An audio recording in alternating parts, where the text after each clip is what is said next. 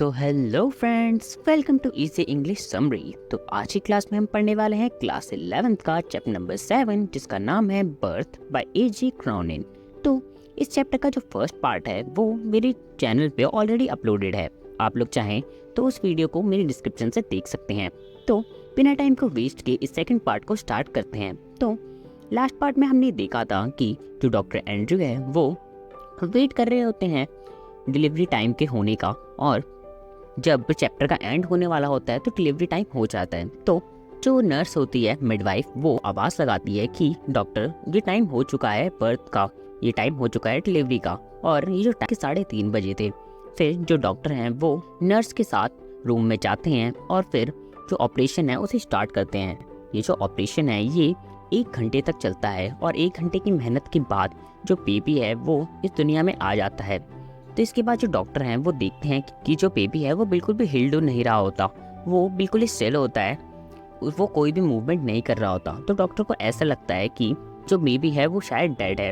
इसके बाद वो देखते हैं कि मिसेस मॉर्गन है वो भी बेहोश हो जाती है, उनकी हालत काफ़ी ज़्यादा ख़राब हो जाती है। आफ्टर ऑल उन्होंने एक बेबी को बर्थ दिया है तो उनकी हालत काफ़ी ख़राब हो जाती है। तो इसके बाद जो डॉक्टर एंड्रयू है वो सोचते हैं कि अब मैं क्या करूँ।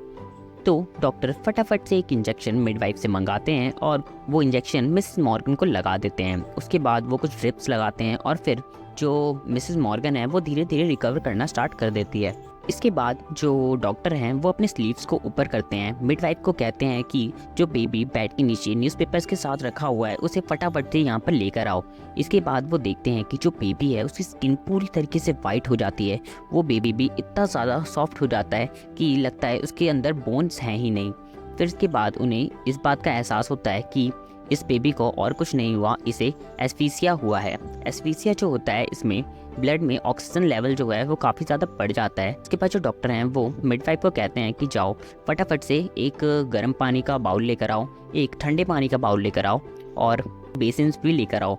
इसके बाद जो डॉक्टर हैं वो बेबी को टॉवल पे रख देते हैं और मिडवाइफ का वेट करने लग जाते हैं। मिडवाइफ जो होती है उस टाइम पे बहुत ज़्यादा डर जाती है, वो पूरी तरीके से कांप रही होती है और उसी कंडीशन में वो भाग कर जाती है और ये जो सामान डॉक्टर ने मंगाया था उसे लेकर आती है। इसके बाद जो डॉक्टर हैं वो उन दोनों कंटेनर्स को रखते हैं, एक में गर्म पानी होता है, एक में ठंडा पानी होता है, और फिर वो बारी बारी से बच्चे को कभी ठंडे पानी में डालते हैं, फिर गर्म में डालते हैं, फिर ठंडे में डालते हैं, फिर गर्म में डालते हैं। इस तरीके से वो 15 मिनट तक कंटिन्यूअस ऐसा करते हैं। जो डॉक्टर है वो पूरी तरीके से पसीने से भीग जाते हैं, उनके स्लीव्स जो उन्होंने ऊपर करी थी वो नीचे आ जाती है, वो ऑलमोस्ट हार मान ही चुके होते हैं। तो उसके बाद उन्हें याद आता है कि जो उस बेबी की मदर है उन्होंने कितना ज़्यादा स्ट्रगल किया है, अभी वो बेहोश है। उस फादर की सोचने लग जाते हैं जो कि बाहर वेट कर रहे हैं अपने बेबी के इंतज़ार में। उस ग्रैंड मदर के बारे में सोचते हैं जो कि अपने ग्रैंड चाइल्ड के लिए कितनी ज़्यादा कंसर्न्ड है। तो इसके बाद जो डॉक्टर है वो डिसाइड करते हैं कि मैं एक और ट्राई ज़रूर करूँगा। तो इसके बाद जो डॉक्टर हैं वो उस बेबी को बेड पे रखते हैं और उसकी चेस्ट को धीरे धीरे प्रेस करना स्टार्ट कर देते हैं। और थोड़ी देर ये सब करने के बाद वो देखते हैं कि जो बेबी है उसमें हल्की सी मूवमेंट स्टार्ट हो जाती है। तो ये देख के जो डॉक्टर है वो काफ़ी ज़्यादा खुश हो जाते हैं। तो उन्हें बहुत ज़्यादा ट्राई किया और फिर उसके बाद बेबी जो है वो मूव करना स्टार्ट कर देता है। जो वाटर उसकी नोज़ के अंदर चला जाता है वो सारा वाटर जो है वो बाहर आना स्टार्ट हो जाता है।